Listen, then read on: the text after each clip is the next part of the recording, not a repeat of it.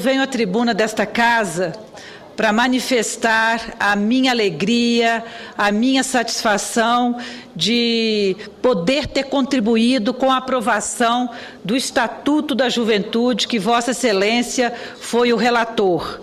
A aprovação do PLC número... Registro por sua indicação. Eu só posso lhe agradecer. Inclusive, justamente, Vossa Excelência é relator também pela Comissão de Direitos Humanos, que nós o indicamos e que com muita competência, compromisso, se dedicou profundamente na elaboração do relatório, que é do substitutivo e que foi aprovado nesta casa durante essa semana e que muito nos alegra. Na verdade, o Estatuto da Juventude institui, ele dispõe sobre os direitos dos jovens, as diretrizes das políticas públicas de juventude e o estabelecimento do Sistema Nacional de Juventude. Pois, ao assegurarmos direitos aos jovens, estamos contemplando uma parcela expressiva da sociedade brasileira, tendo em vista que eles representam mais de 53 milhões de brasileiros e brasileiras com idade de 15 a 29 anos, o que corresponde a 98,8% da nossa população brasileira. Vale destacar que é nesta faixa etária que se encontra a parte da população brasileira mais atingida pelos piores índices, sejam eles de desemprego, de evasão escolar, de falta de acesso à formação profissional ou mesmo das condições de vulnerabilidade em que se encontram os jovens em relação às mortes por homicídio, ao envolvimento com as drogas e a criminalidade. É claro que esses problemas não atingem a todos de maneira igual.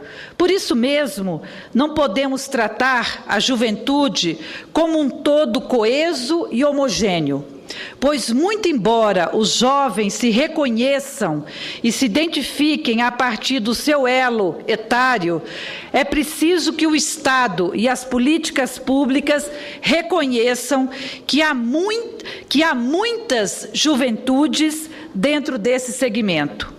Há condições muito diversas e desiguais de ser jovem no Brasil, principalmente quando fazemos o recorte de classe e de raça, de moradia e das regionalidades. Todos aspectos contemplados no estatuto que iremos aprovar. Eu estou vendo aqui na tribuna de honra que nós temos a presença de diversos jovens que nos acompanham nesta tarde de hoje. Faço questão também de ressaltar essa diversidade, pois considero fundamental que os desiguais sejam tratados com desigualdade, tendo em vista que a exposição à violência, à insegurança, o risco de crescer sem pai, o tratamento diferenciado nos espaços públicos e na sociedade, o desemprego, o preconceito, a violência e a exploração sexual e a transmissão intergeracional das condições de pobreza não perpassam da mesma maneira e intensidade a todas as juventudes brasileiras.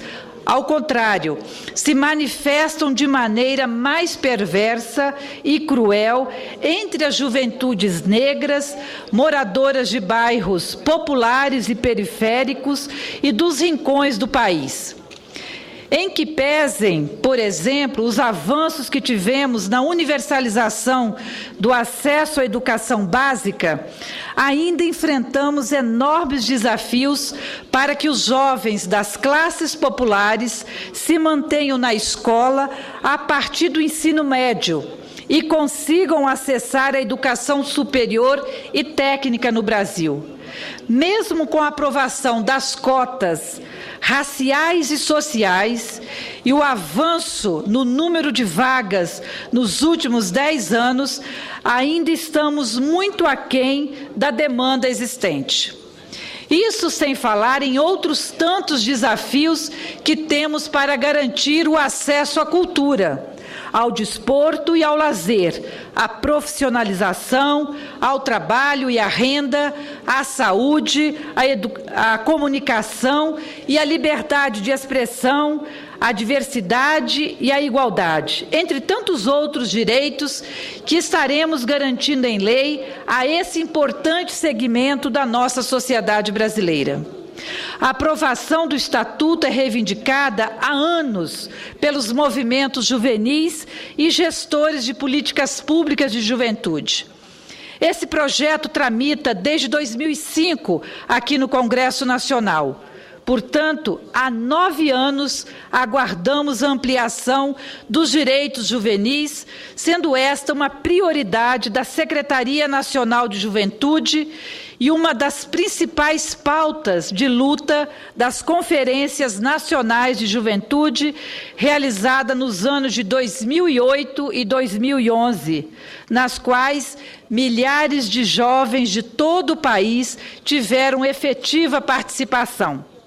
Importante dizer que a futura lei é fruto de uma outra conquista histórica dos jovens, quando em 2010 essa parcela da população brasileira passou a ser reconhecida como sujeito de direitos pela nossa Constituição Federal.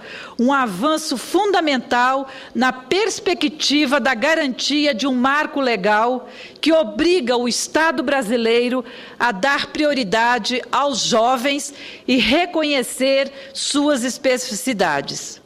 Com sua aprovação, o Estado brasileiro estará, pela primeira vez, declarando os direitos singulares e universais da juventude, estabelecendo quem é jovem, quais são seus direitos, além de consolidar as políticas públicas de juventude como políticas de Estado, políticas que são extremamente necessárias para assegurar a visibilidade e a prioridade de um segmento da população tão vasto, dinâmico e heterogêneo, sem falar na dimensão estratégica que a nossa juventude tem para o desenvolvimento do país, para o avanço da sociedade brasileira em todos os níveis. Por fim, senhor presidente, gostaria de destacar a participação de todos os parlamentares que se dedicaram à aprovação desse projeto, que tiveram a sensibilidade e a abertura necessária ao diálogo, a fim de que tivéssemos condições de construir o melhor projeto dentro daquilo que era a expectativa e os anseios da juventude brasileira. Destaco o papel da deputada Manuela Dávila, do PCdoB do Rio Grande do Sul, durante sua tramitação na Câmara, e dos senadores Randolfo Rodrigues, do PSOL do Amapá, e dos companheiros Wellington Dias, do PT do Piauí, e de Vossa Excelência, senador Paulo Paim, que, como relator nesta casa, deu uma grandiosa contribuição para que o projeto fosse aprovado com uma participação expressiva, por unanimidade, aqui no Senado Federal. Eu espero, senhor presidente, que na Câmara dos Deputados seja corrigido um equívoco. E aqui eu faço questão de destacar que foi aprovada aqui no Senado, que foi a cota de 40% para a meia entrada de jovens em eventos culturais. Eu digo equívoco porque sem fiscalização a meia entrada deixará de existir. Não há como a população fiscalizar o cumprimento da cota, logo não haverá garantia do cumprimento da lei. Tentamos reverter isto através de emenda que articulei, eu e outros senadores, com a juventude, inclusive com o senador Randolfo Rodrigues, para garantir que em eventos culturais patrocinados com dinheiro público não se aplicaria a regra das cotas. Afinal, a população está contribuindo para a concretização de um produto cultural nada mais justo que se garanta o acesso a todas e a todos. Contudo, o tema não obteve a devida atenção de nossos pares e a emenda foi rejeitada. Mas fica aqui nosso apelo à Câmara dos Deputados para que retirem esta cota que prejudicará sobremaneira o acesso de nossos jovens, a maioria pobre, de acessar esses bens culturais.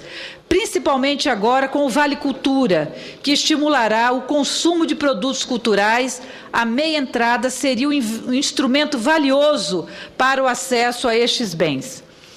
Mesmo com este pequeno retrocesso, ainda assim acredito que, sem dúvida, a sua aprovação marcará a história da juventude brasileira. Juventude essa que sempre teve papel de destaque na vida social do país, influindo diretamente nos rumos da política nacional, ampliando os espaços de participação popular e democrática, sendo um dos segmentos que mais lutaram para que pudéssemos garantir as atuais liberdades individuais e coletivas, sobretudo em momentos difíceis de interdição do debate, como aquele que vivemos durante o período da ditadura militar. Quero aqui parabenizar a todos os jovens que participaram ativamente desse processo e que são sujeitos históricos dessa conquista, em especial a nossa querida companheira, secretária nacional de Juventude, Severine Macedo, e o Conselho Nacional de Juventude, o CONJUVE, e em nome do seu secretário executivo, o companheiro Bruno Elias, pela capacidade de diálogo que tiveram com todo o processo de discussão e debate em torno do tema e pela disposição, senhor presidente, de construir consensos e de negociar pontos polêmicos que foram fundamentais para que pudéssemos chegar ao patamar que nós estamos. Gostaria de registrar aqui alguns coletivos que nos procuraram e que lutaram para a aprovação dessa matéria. A Rede Ecumênica da Juventude, a BGLT, CONTAG, a Juventude do PT, UNE, CONJUVE, a Juventude do PMDB, além de outros que também trabalharam e trabalham muito para verem concretizada esta conquista. Portanto, reafirmo meu compromisso com a juventude brasileira, parabenizo nossos jovens pela coragem e determinação em aprovar este Estatuto da Juventude e, mais uma vez, faço um apelo aos nobres colegas deputados e deputadas que busquem uma solução para acabar com a cota de 40% para meia entrada. Vamos garantir o acesso de nossa juventude à cultura sem cotas. O acesso precisa ser universalizado. Tenho certeza, senhor presidente, que essa é uma conquista do conjunto da juventude brasileira, uma conquista para ampliação de direitos e a correção de distorções históricas. Finalmente, senhor presidente, eu quero aqui fazer um grande agradecimento a todos os nossos colegas senadores e senadoras, a senadora Ana Amélia, que inclusive participou ativamente do debate, a Vossa Excelência como relator, a todos os demais senadores e senadoras, porque se hoje nós temos um Estatuto da Juventude, é porque nós tivemos a capacidade, a determinação de dialogar. Primeiro, a iniciativa partiu dos jovens, porque conseguiram, entre eles, construir consensos. Esse, na minha opinião, foi o primeiro passo. Depois, o diálogo das juventudes conosco aqui no Senado Federal, buscando trazer aquilo que estava sendo pactuado entre as juventudes. Portanto, senhor presidente, o Estatuto da Juventude, na minha opinião, ele é um marco histórico na luta da nossa juventude brasileira e ficará para sempre como um marco histórico dessa Casa de Leis. Então, parabéns a todos nós, parabéns aos jovens do Brasil, parabéns à Secretaria Nacional da Juventude, parabéns ao CONJUVE e parabéns a todos os parlamentares que contribuíram com esse processo. É isso que eu tinha para o momento, senhor presidente, e agradeço muito pela atenção à nossa fala na tarde de hoje. Senadora Ana Rita, por favor, eu queria uma parte de Vossa Excelência. Sim, senhora senadora Ana Amélia.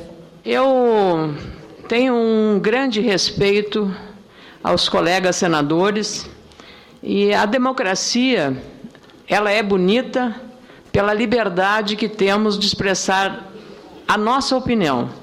E esta é uma casa democrática. E, como tal, casa democrática, ela deve preservar o respeito às maiorias. A maioria nesta casa votou pela cota de 40%, senadora Ana Rita. E eu fiquei muito, eu diria, chocada com a expressão que Vossa Excelência usou, retrocesso. Eu fui autora, junto com o senador Ciro Miranda, dessa emenda que foi aprovada aqui. Se fosse um retrocesso, como a senhora está considerando, a cota de 40% para a meia entrada nos espetáculos, não, certamente a maioria não teria aceito. Em segundo lugar, o meu objetivo, tanto quanto do senador Ciro Miranda e de todos os líderes que aqui votaram a favor dessa cota, foi em respeito aos trabalhadores, que são milhares deles nos teatros brasileiros, em todos os espetáculos brasileiros, que vieram aqui mostrar as suas dificuldades com a bilheteria. E Vossa Excelência, e eu partilho com Vossa Excelência, da questão da preocupação da fiscalização. Mas isso, na regulamentação da lei, o município ou um órgão do PROCON ou um outro órgão fiscalizador pode fazer essa fiscalização, dirimindo qualquer dúvida. Não há, senadora Ana Rita, almoço de graça. Esses 40% serão pagos pelos 60% restantes. E o valor da bilheteria, da entrada do teatro, vai ser pago pelos outros. Às vezes, um trabalhador que tem um salário menor do que a mesada que, eventualmente, um estudante possa receber. Nós trabalhamos com o senso de justiça, homenageando os trabalhadores dos espetáculos brasileiros. E não dá, senadora Ana Rita, para colocar o Vale Cultura nesse pacote. Vale Cultura é um projeto ambicioso, muito defensável. A senadora Marta Suplicy, nossa ministra da Cultura, ontem fez uma exposição.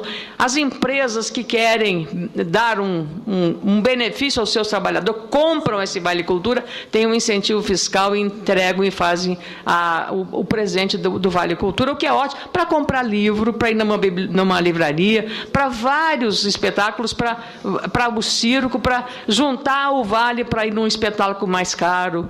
Tudo isso foi um grande avanço, iniciativa do governo. Mas eu fico muito triste de a senhora chamar de retrocesso uma emenda que foi aprovada pela maioria desta casa. E eu defendo o seu direito de pensar. Vossa Excelência tem todo o direito de pensar, mas aqui foi decidido pensando e defendendo a questão dos trabalhadores nas artes cênicas de nosso país. E refiro novamente isso aos milhares de trabalhadores que estão dependendo da bilheteria, porque hoje, para obter um patrocínio, seja de estatal ou de empresa privada, é muito difícil, é uma burocracia enorme, e esses trabalhadores sabem disso. Iluminadores, pequenos operários que têm que montar cenários, essas pessoas, senadora Ana Rita, Vossa Excelência, que é tão preocupada com a questão social, eu digo à senhora, foi esse o motivo que me levou a defender a questão da cota de 40%. Muito obrigada. Eu agradeço, senadora Ana Rita. Eu agradeço, eu quero agradecer à senadora, eu vou passar a palavra para Vossa Excelência, senador, mas eu gostaria de agradecer e, se possível, que o presidente nos conceda um tempo maior, que eu acho importante esse debate. Com certeza vou conceder o tempo necessário. Eu agradeço a intervenção da senadora Ana Amélia, que é uma senadora companheira, que a gente admira e reconhece profundamente o trabalho de Vossa Excelência. A senhora tem toda a razão. A grande maioria dos nossos colegas senadores e senadoras aprovaram a cota de 40%, por isso que consta no texto, que houve uma grande maioria. Na verdade, os parlamentares do Partido dos Trabalhadores é que aprovaram, não sei se foram todos, mas pelo menos os que estavam aqui aprovaram a cota de 40%. Eu quero dizer, senadora, que é legítimo, essa casa é uma casa democrática, com certeza, é por isso que nós estamos aqui, nós defendemos ideias e posições, é claro que num processo de votação tem aquele que ganha, tem aquele que perde, nada impede que continuemos fazendo as nossas reivindicações. Mas eu só quero esclarecer que eu me pauto e me pautei nesse debate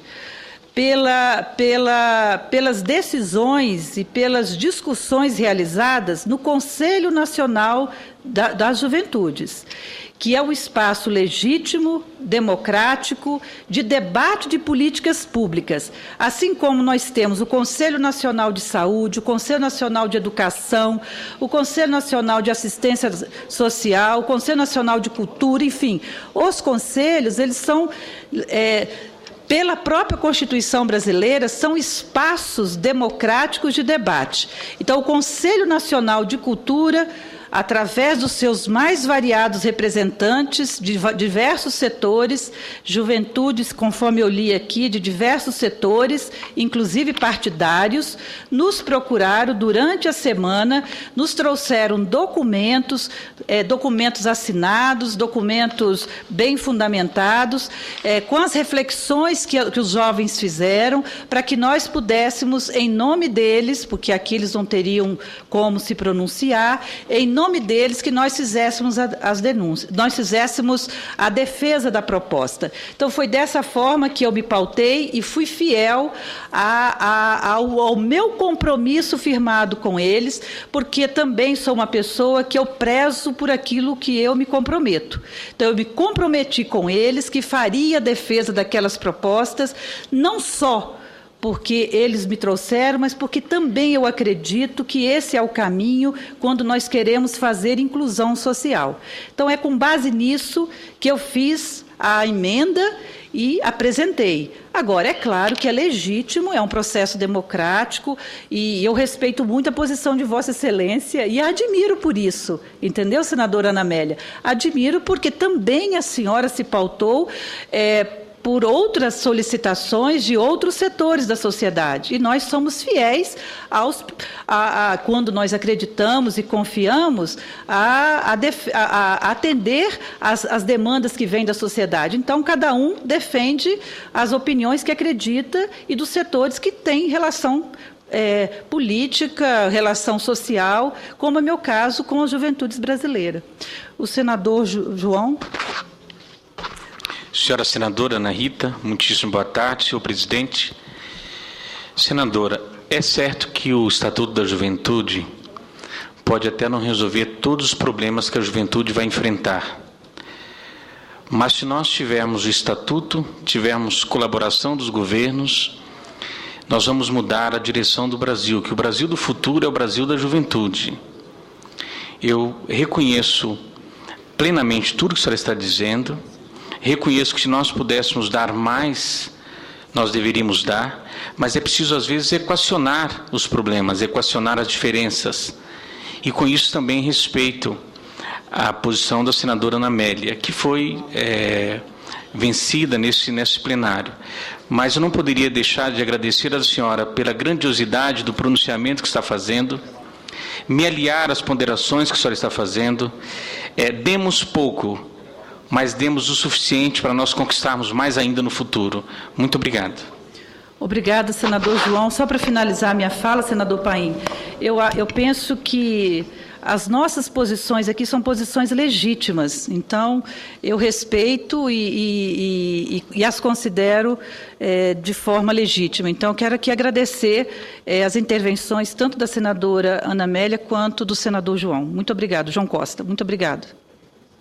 Tudo bem.